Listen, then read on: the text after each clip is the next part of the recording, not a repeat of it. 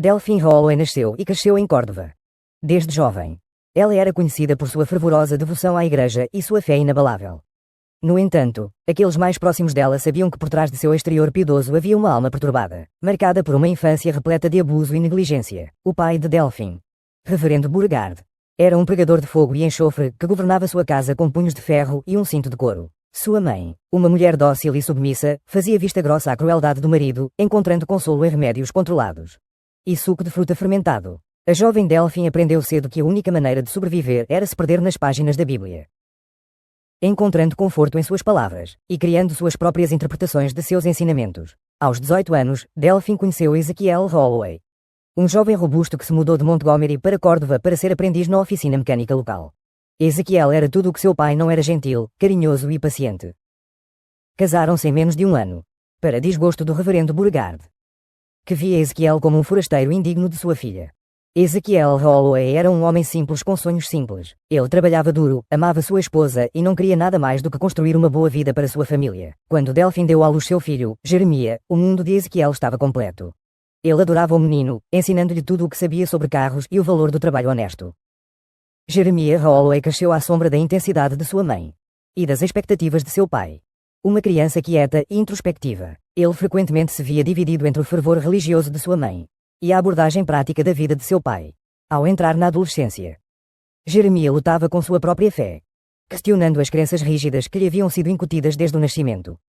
A casa dos Holloway era um estudo de contrastes. O zelo de Delphine frequentemente se chocava com a abordagem mais relaxada de Ezekiel em relação à religião, enquanto Delphine insistia na estrita obediência aos ensinamentos bíblicos. Citando frequentemente as escrituras à mesa de jantar, Ezekiel preferia demonstrar sua fé por meio de boas ações e vida honesta. À medida que Jeremiah crescia, a tensão na casa tornava-se palpável. A atenção de Delphine se concentrava cada vez mais em seu filho, escrutinando cada movimento e decisão seus. Ela via nele a pureza e a devoção que acreditava que faltavam ao seu marido. Ezekiel, por sua vez, ficou preocupado com a intensidade do relacionamento de Delphine com Jeremiah, mas atribuiu isso ao amor de mãe e à sua educação religiosa. Ninguém imaginava que as sementes da tragédia já haviam sido plantadas. A complexa dinâmica da família Holloway, moldada por gerações de trauma, fé equivocada e desejos não ditos, estavam prestes a explodir de uma forma que deixaria toda a cidade de Córdoba em choque. O palco estava montado para um drama de proporções bíblicas, que testaria os limites da fé, da família e da moralidade. As raízes da descida de Delphine à loucura e ao pecado podem ser rastreadas até sua infância tumultuada. As cicatrizes deixadas pelos abusos do pai e pela negligência da mãe eram profundas, moldando sua compreensão de amor, família e fé de maneiras profundas e perturbadoras. Quando criança, Delphine aprendeu a se dissociar da dor das surras do pai, emergindo nas escrituras.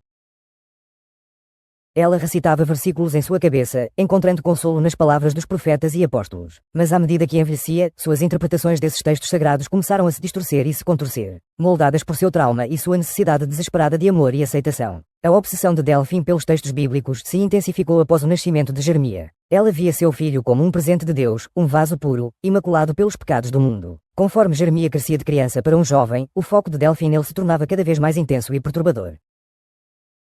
Ela começou a traçar paralelos entre seu relacionamento com Jeremiah e as histórias que lia no Antigo Testamento. A história de Ela, o acento agudo, e suas filhas a fascinava particularmente. Em sua lógica distorcida, ela via as ações deles não como um pecado, mas como um dever divino para preservar sua linhagem.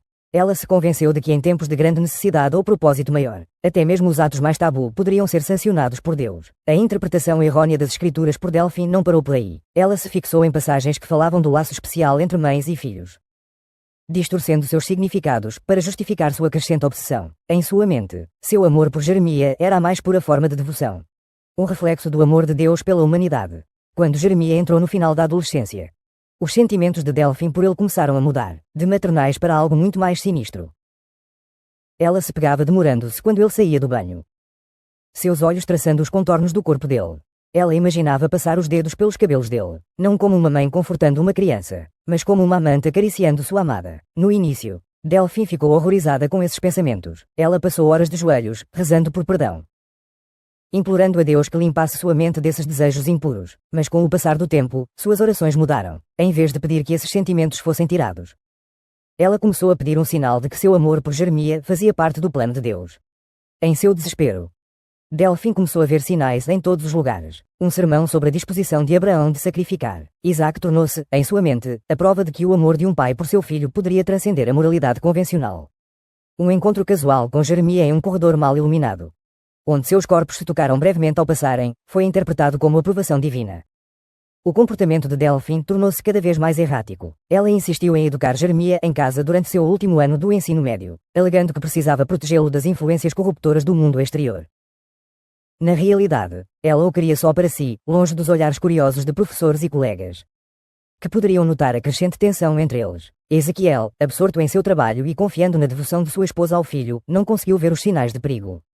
Ele atribuiu a intensidade de Delfim ao seu fervor religioso, e ao seu desejo de garantir que Jeremias crescesse e se tornasse um bom homem cristão. À medida que os meses passavam, a determinação de Delfim enfraquecia. Seus toques se prolongavam, seus olhares se tornavam mais intensos e suas palavras adquiriam duplo sentido. Ela se convenceu de que estava preparando Jeremias para um grande propósito, de que sua união seria abençoada pelo próprio Deus. Finalmente, em uma noite abafada de verão, enquanto trovões ribombavam à distância e relâmpagos iluminavam o céu, Delfim fez seu movimento. Ela entrou no quarto de Jeremias, seu camisola colada à pele suada, e sussurrou palavras que colocariam em movimento uma cadeia de eventos que os destruiria a todos. Meu filho, meu amor, Deus nos escolheu. O primeiro encontro entre Delfim e Jeremias foi uma tempestade de confusão, desejo e vergonha. Jeremias, despertado de um sono agitado pela presença da mãe, se viu preso entre o respeito enraizado que sentia por ela e a perturbadora realidade de seus avanços. Delfim, o que você está fazendo? A voz de Jeremias mal passava de um sussurro, carregada de sono e descrença. A resposta de Delfim veio em um tom baixo e fervoroso. Deus me mostrou o caminho, meu doce menino. Nós somos os escolhidos, assim como nas antigas histórias. Suas mãos, trêmulas, mas determinadas, estenderam-se para ele na escuridão. O que se seguiu foi um choque de vontades. A resistência inicial de Jeremias desmoronando sob o peso da insistência de sua mãe, e seus próprios desejos confusos. Anos de manipulação emocional e isolamento o deixaram despreparado para resistir aos avanços dela. No calor do momento, com o trovão ribombando lá fora e as palavras de sua mãe ecoando em seus ouvidos, Jeremias sucumbiu. O resultado foi um tsunami de emoções conflitantes. Jeremias, tomado pela culpa e vergonha, recolheu-se em si mesmo. Ele passou horas no chuveiro, como se a água escaldante pudesse lavar o pecado que se agarrava à sua pele. Delfim, por outro lado, experimentou uma perversa sensação de euforia. Em sua lógica distorcida, a união deles era uma consumação divina, um cumprimento do misterioso plano de Deus. Nos dias que se seguiram, uma tensa inquietação instalou-se na casa dos Holloway. Ezequiel, alheio à mudança sísmica na dinâmica de sua família, notou apenas que sua esposa parecia mais serena do que o habitual, enquanto seu filho se tornara ainda mais retraído. Jeremias lutava para reconciliar suas ações com suas crenças. Ele se debruçou sobre sua Bíblia, buscando respostas, condenação. Qualquer coisa que pudesse fazer sentido ao que tinha acontecido. Mas as palavras que antes lhe traziam conforto, agora pareciam zombar dele, cada versículo um lembrete de seu pecado. Delfim, no entanto, era implacável. Ela buscava oportunidades para ficar sozinha com Jeremias. Seu toque era persistente, suas palavras carregadas de duplo sentido. Ela sussurrava escrituras em seu ouvido, suas interpretações se tornando mais distorcidas a cada dia que passava. Lembre-se das filhas de El ao acento agudo, meu amor. Elas fizeram o que era necessário para continuar sua linhagem. Nós não somos diferentes. Lentamente, inevitavelmente, a resistência de Jeremias se esvaiu. A combinação da persistência de sua mãe, seus próprios desejos confusos e o isolamento do mundo exterior quebraram suas defesas. O que havia começado como um único encontro chocante evoluiu para um caso completo. Os encontros eram apressados e furtivos, momentos roubados em cantos escuros da casa quando Ezequiel estava no trabalho. A cada vez Jeremias jurava que seria a última. Mas a cada vez ele se via atraído de volta, preso na teia da devoção de sua mãe e seus próprios desejos conflitantes. Conforme as semanas se transformaram em meses, o caso se intensificou. A obsessão de Delfim cresceu, sua necessidade por Jeremias consumindo cada momento de sua vida. Ela começou a se arriscar, suas ações se tornando mais ousadas e imprudentes. Ela o roçava na mesa de jantar, sua mão demorando-se em sua coxa sob a toalha. Enquanto Ezequiel sentava-se distraidamente à frente deles, ela entrava sorrateiramente em seu quarto à noite, mesmo quando seu marido estava em casa, confiando no sono profundo de Ezequiel para ocultar suas visitas noturnas. Jeremias, por sua vez, oscilava entre períodos de autoaversão e uma aceitação distorcida de sua nova realidade. Havia momentos em que ele quase acreditava nos delírios de sua mãe, quando a linha entre a vontade divina e a loucura se confundia em sua mente. Mas esses momentos eram sempre seguidos por ondas esmagadoras de culpa e vergonha. A tensão do segredo deles começou a aparecer. As notas de Jeremias, já prejudicadas pela mudança para o ensino doméstico, despencaram. Ele perdeu peso. Olheiras se formavam sob seus olhos, devido às noites sem dormir passadas lutando com sua consciência. Delphine, em contraste, parecia brilhar com uma energia febril, seus olhos brilhantes com um fogo zeloso. Houve alguns sustos. Uma vez, Ezequiel quase os flagrou na lavanderia. Salvos apenas pela batida oportuna da porta da secadora. Em outra ocasião, um vizinho viu Delphine saindo do quarto de Jeremias de madrugada, levando a rumores sussurrados que foram rapidamente silenciados pela reputação de Delphine como uma mãe e cristã devota. À medida que o caso continuava, o controle de Delphine sobre a realidade se afrouxava ainda mais. Ela começou a falar sobre fugir juntos, sobre começar uma nova vida onde eles poderiam ficar juntos abertamente. Ela falou sobre ter um filho de Jeremias, de criar uma nova linhagem pura abençoada por Deus. Jeremias, horrorizado com a extensão dos delírios de sua mãe, mas muito envolvido para se libertar, começou a contemplar medidas desesperadas. Ele considerou confessar a seu pai, ao seu pastor, até mesmo à polícia. Mas o medo de destruir sua família, do escândalo que os consumiria, o impediu. Mal sabia ele que o destino, em sua cruel sabedoria, estava prestes a forçá-lo a agir. O dia do acerto de contas se aproximava, e a frágil teia de mentiras e desejos proibidos que mantinha a família Holloway unida estava prestes a ser dilacerada da maneira mais violenta e trágica imaginável. Ezequiel Holloway não era um homem dado a devaneios ou suspeitas infundadas. Ele acreditava na bondade das pessoas, na força da família e no poder do trabalho honesto. Mas, à medida que os meses passavam, até mesmo sua natureza confiante não podia ignorar as sutis mudanças na dinâmica de sua casa. Começou com pequenas coisas. Conversas sussurradas que cessavam abruptamente quando ele entrava em um cômodo. Olhares significativos trocados entre Delphine e Jeremias à mesa de jantar. A crescente distância entre ele e seu filho. No início, Ezequiel atribuiu essas mudanças às dores de crescimento naturais de uma família, com uma adolescente em transição para a vida adulta. Mas com o passar do tempo, as esquisitices se tornaram mais difíceis de ignorar. Ezequiel notou a repentina obsessão de Delphine com sua aparência, a maneira como ela parecia brilhar com uma energia estranha e febril. Ele não pode deixar de notar como os olhos dela seguiam cada movimento de Jeremias, uma fome em seu olhar, que o deixava desconfortável de maneiras que ele não conseguia articular. Jeremias, por outro lado, parecia estar definhando diante dos olhos de Ezequiel, o menino que antes era cheio de vida e curiosidade. Agora se movia pela casa como um fantasma, com os olhos assombrados, os ombros curvados como se carregasse um fardo invisível, quando Ezequiel tentava puxar conversa com ele. As respostas de Jeremias eram monossilábicas na melhor das hipóteses, seu olhar nunca encontrando o do pai. Havia outros sinais preocupantes também. Ezequiel começou a notar peças de roupa de Delphine em lugares estranhos. O roubo dela pendurado numa cadeira no quarto de Jeremias. Os chinelos dela do lado de fora da porta dele, de madrugada. Uma vez, ele poderia jurar que ouviu sons abafados, vindos da lavanderia, mas encontrou-a vazia. Quando foi verificar, à medida que suas suspeitas aumentavam, Ezequiel se viu lutando contra pensamentos terríveis demais para expressar. Ele tentou racionalizar, encontrar explicações inocentes para a tensão que havia invadido sua casa. Talvez Delphine estivesse apenas sendo uma mãe superprotetora. Talvez Jeremias estivesse lutando contra as pressões dos estudos.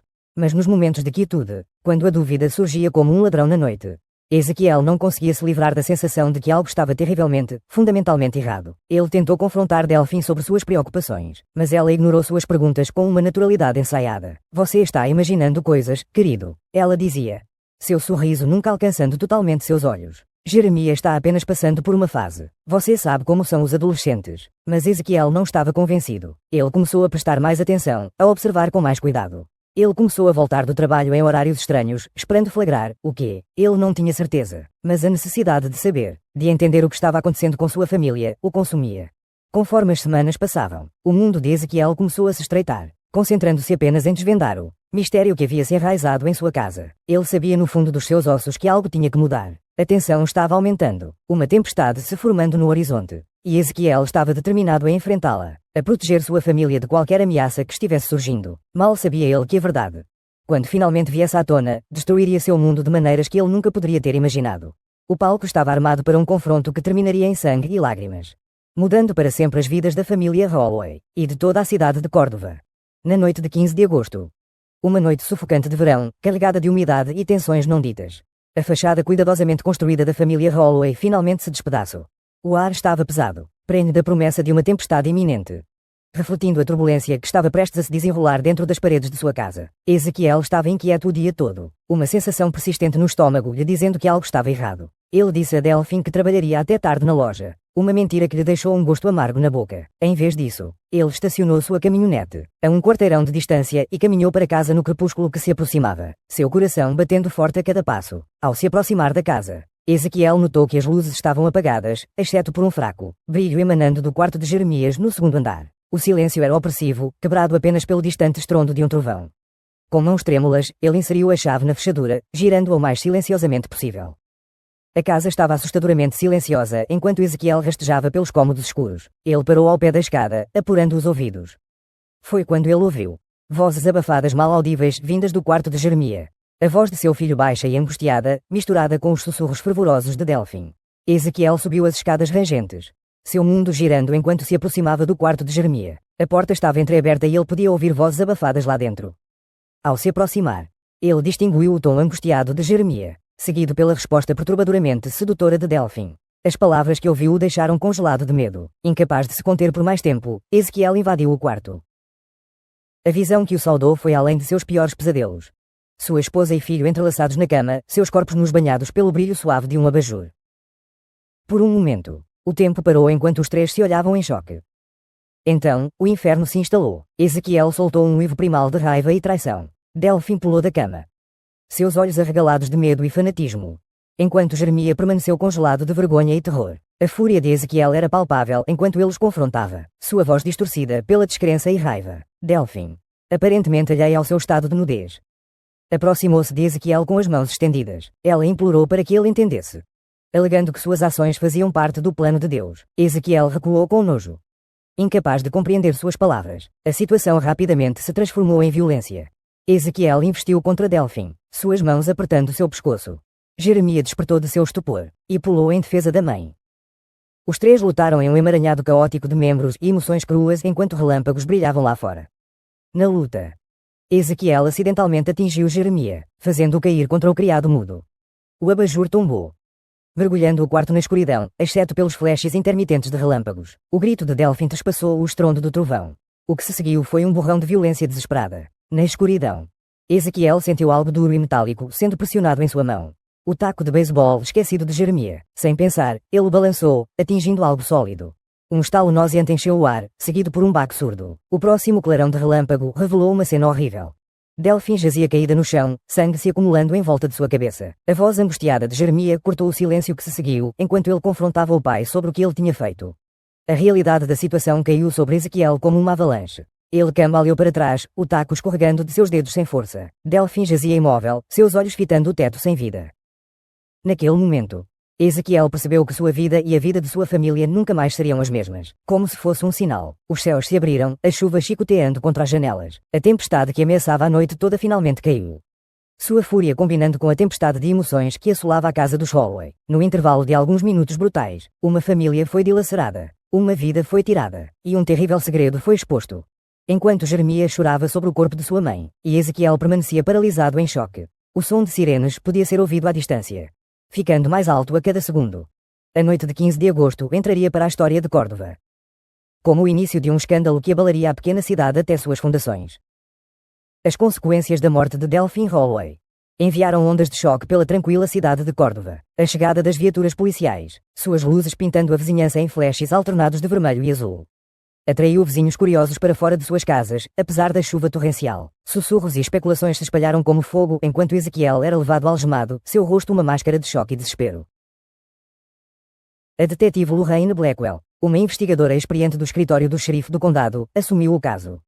Desde o momento em que entrou na casa dos Holloway, ela soube que não se tratava de uma simples briga doméstica que terminara mal. A cena no quarto de Jeremias, os lençóis emaranhados, as roupas descartadas, o taco de beisebol manchado de sangue, contavam uma história muito mais sinistra do que qualquer um poderia imaginar. Conforme o amanhecer surgia sobre Córdoba, lançando uma luz pálida sobre a cena do crime, o horror da situação começou a se revelar.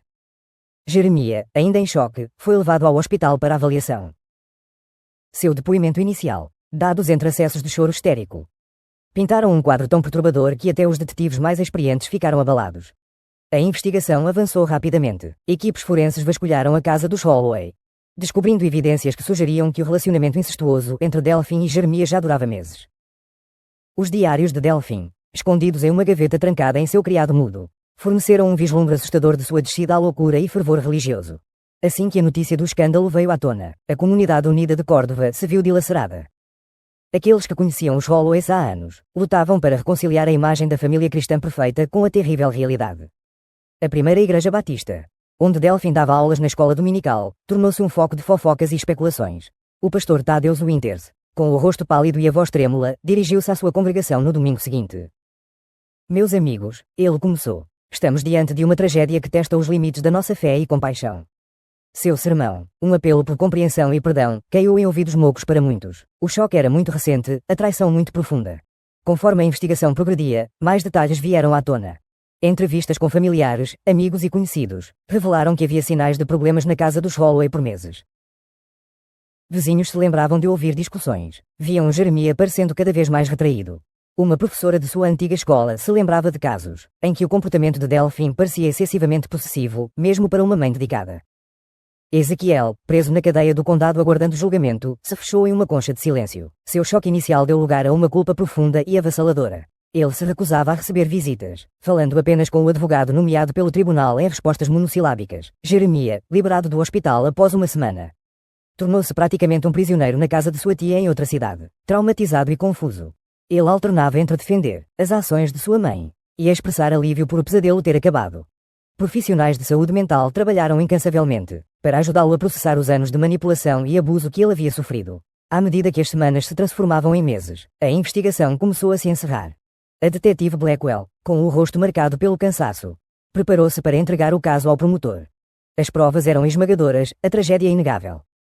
Mas enquanto ela revisava suas anotações uma última vez, ela não conseguia se livrar da sensação de que não havia vencedores neste caso, apenas vítimas, cujas vidas foram alteradas para sempre por uma mistura tóxica de fé equivocada, traumas não resolvidos e desejos proibidos. O palco estava montado para um julgamento que cativaria a nação, forçando as pessoas a confrontarem verdades incômodas sobre a natureza da fé, da família e da escuridão que pode se esconder por trás até mesmo das fachadas mais respeitáveis. O julgamento de Ezekiel Holloway começou em uma manhã fria de outono, 6 meses após a fatídica noite que destruiu sua família. O promotor Von Prescott, um homem conhecido por sua mente perspicaz e língua afiada, expôs o caso da acusação com detalhes meticulosos. Ele pintou um quadro de um homem levado à violência pela traição e vergonha, enfatizando a brutalidade da morte de Delphine. Fotos da cena do crime piscaram em uma tela, provocando suspiros do júri e dos espectadores. A advogada de defesa de Ezekiel, a jovem e ambiciosa Amelia Roth, enfrentava uma batalha difícil. Sua estratégia se baseava em retratar Ezekiel como uma vítima. Um homem que havia sucumbido sob circunstâncias inimagináveis. Ela trouxe testemunhas especialistas para depor sobre o impacto psicológico de descobrir a infidelidade de uma esposa, especialmente em casos envolvendo incesto.